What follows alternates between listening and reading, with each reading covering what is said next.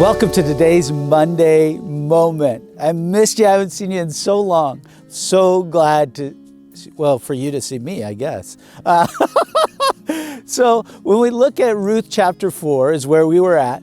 There's this picture of, all the way throughout this book, of redemption, redeem, all these words like this, the kind of churchy words in a sense, but this picture of redeem means that someone would purchase someone out of slavery in order to set them free. That's the picture we see all the way throughout Scripture, is this picture of redemption. Jesus came to those that are in slavery to sin, to set us free.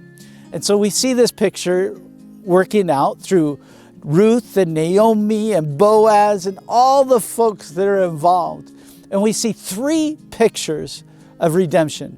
Redemption, being redeemed from past. We see Naomi and Ruth leaving Moab, walking away from their past and moving towards Jesus to have their history, their past, be redeemed, paid for, and set free. Then we see this picture of being the redemption in their present. You know, Ruth and Naomi, Naomi, we see this woman who experienced all kinds of tragedy and even called herself bitter. And we see this pleasant woman go into a bitter woman. And then we see Ruth partnering with her. And we see all these circumstances that God put into place to redeem Naomi's present. And here's my question in that. Is there somebody in your life that maybe has gone through some pretty overwhelming circumstances that just needs to be loved on, just needs to be given extra grace? Maybe that's you. Maybe you're stuck in this place of bitterness. Can I suggest that maybe you don't give up, that you keep pressing in and you turn towards Jesus, just like Ruth and Naomi did when they went from Moab back to Israel. They turned towards God. See, redemption begins with just a simple turn. So we see this picture of being redeemed in the present, and then the redeeming of the future. You see, God worked out all these details with Boaz and Naomi, who was barren. She didn't have a kid for 10 years. No kid whatsoever.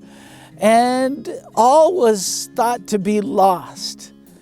And she marries Boaz, and Boaz and her have a son, Obed.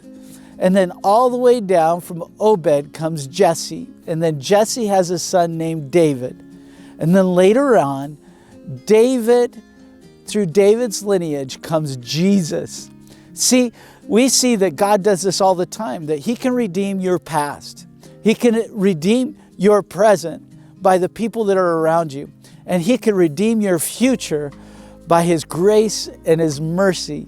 You see, nobody thought that Ruth would be a great whatever grandma of the Messiah. But God had that in planned. And God redeems not only our past, our present, but our future. Would you consider turning towards Jesus and taking steps towards moving towards Him in your life? With your history, your past, with today, your present, and with your future tomorrow. I love you. I'm praying for you. See you real soon.